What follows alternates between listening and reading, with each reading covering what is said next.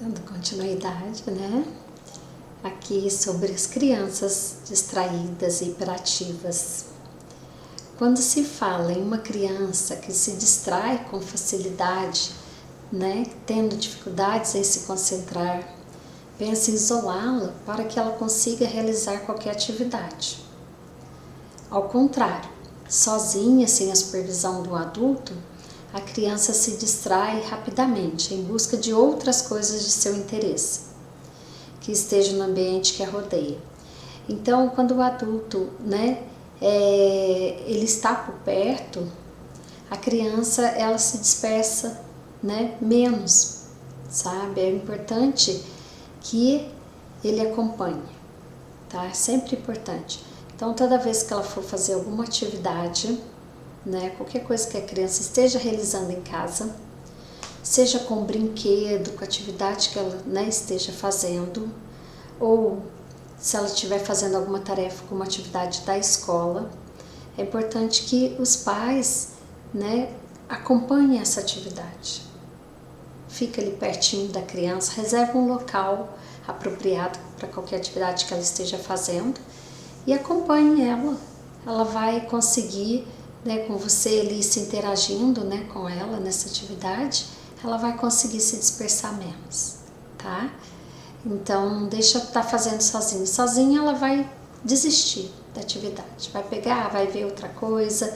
Então, tenta fazer daquele momento que ela está ali para fazer aquela atividade, tenta fazer um momento prazeroso que ela consiga dar conta, tá? Percebe que nas escolas, quando essas, né, recebem suas salas de aulas um número maior de alunos, fica mais difícil, né, para os professores terem um determinado controle sobre as crianças que se distraem com facilidade, né? Pois durante todo o processo de ensino-aprendizagem, a criança não consegue se concentrar nas atividades escolares, né? Não são capazes de realizar suas tarefas, ocupando-se sempre em brincar com os colegas, com seus próprios materiais ou alguns objetos que elas trazem de casa. Então elas se dispersam muito, o tempo todo, né? Você leva brinquedinho de casa, sabe que às vezes, né, geralmente eles têm o dia do brinquedo.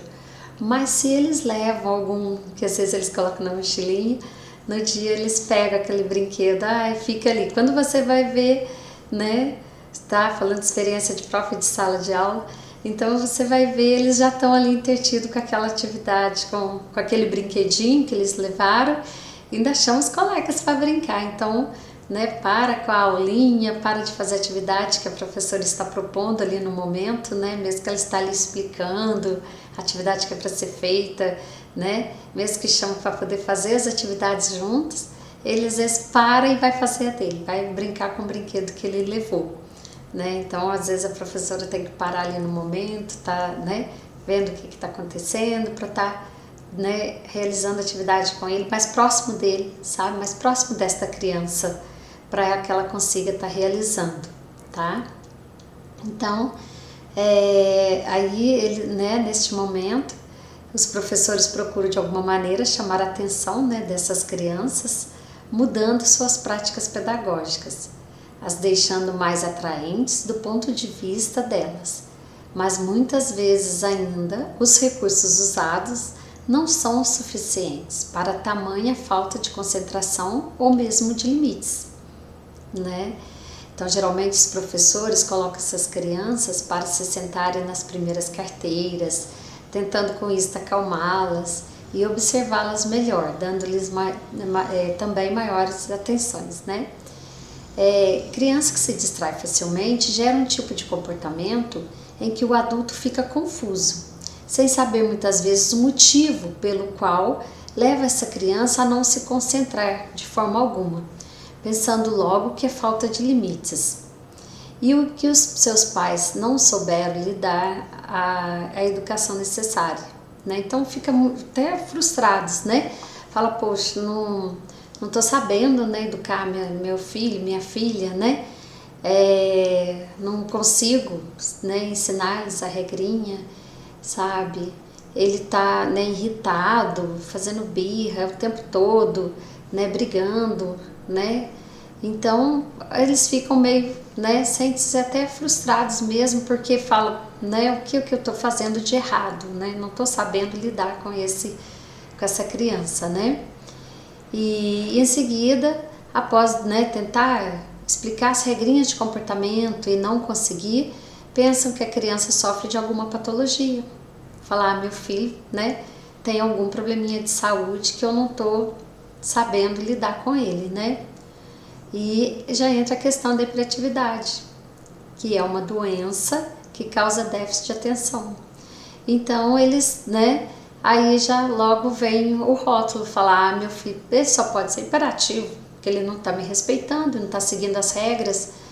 Então por isso que a gente pede para tomar este cuidado, né, de não falar, meu filho sofre dessa patologia, sem o diagnóstico do médico. Então é importante você estar, né, conversando na escola, conversando com a professora, com a orientação da escola, né? Geralmente algumas escolas têm a psicopedagoga. Então tá, né, interagindo com esses profissionais para que possa, né, acompanhar mais de perto como está o comportamento da sua criança na escola, né? Para você poder estar intervindo e junto com a escola, porque, né, para ter um melhor desenvolvimento, porque como nós falamos, a educação primária ela é da família, né? Família, então a gente vai estar sempre repetindo isto, que a família é importante neste processo de desenvolvimento dos limites, né, sociais para a criança, tá? Ela é a primeira quanto à educação da criança e depois vem a escola, que é uma grande parceira. E vice-versa. A escola também não é possível estar obtendo bons resultados sem a parceria da família, tá? Então é muito importante essa parceria da família com a escola. Sempre falar bem da escola, sempre falar bem da professora do seu filho, da sua filha, porque isso é muito importante, criar um vínculo muito grande mesmo, tá? Com a escola, para que haja um bom desenvolvimento dos limites sociais na sua criança. E daí, a partir deste momento, eles vão verificar, eles vão conversar com você, falar como que está a criança na escola, se lá também ela está agitada, né? Para juntos vocês conseguirem um sucesso, tá?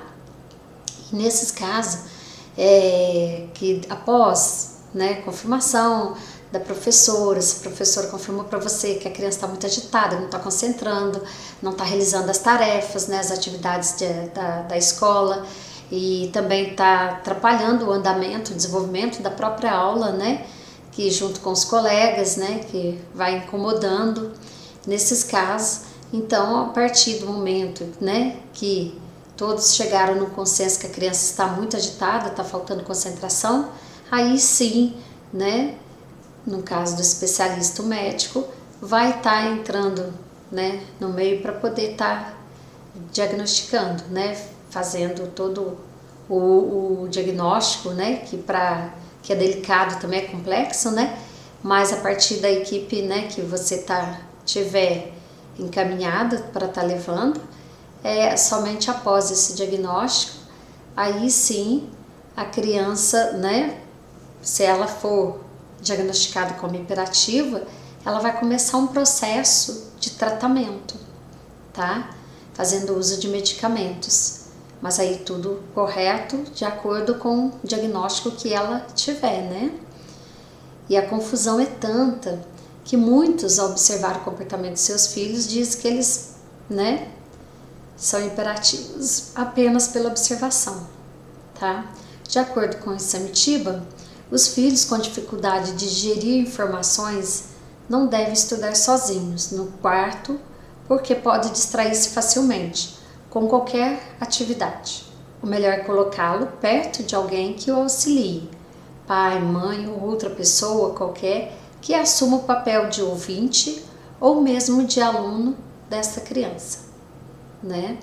Atualmente, os pais que ouvem e os pais, o que se ouve dos pais é dizerem que seu filho, né, é hiperativo, e isso funciona como uma justificativa para o mau comportamento, tendo uma tendência a sempre piorar. né, de tanto ouvirem seus pais esta frase que o filho é hiperativo, a própria criança internaliza, né, e começa, cada vez que eles vão corrigindo, que eles falam, meu filho é hiperativo, meu filho é isso, é aquilo, eles mesmos vão ficando, né, dessa forma, vai agindo como se fosse, né. Então até é importante, como acredito que eu já disse isso no vídeo anterior, mas toda vez que for falar do seu filho, da sua filha, evite falar próximo dela, tá? Porque muitas coisas, muitas maneiras, as formas deles agirem ali, porque eles ouvem a gente estar falando deles, né? Pertinho. Aí a gente só vai reafirmando o comportamento, sabe? Vai fortalecendo aquele comportamento que a gente não quer, né? Então evite falar perto deles, tá bom? Os pais não podem temer educar seus filhos. Eles devem ajudá-los no desenvolvimento dos limites sociais, mesmo que esses estejam em tratamento médico.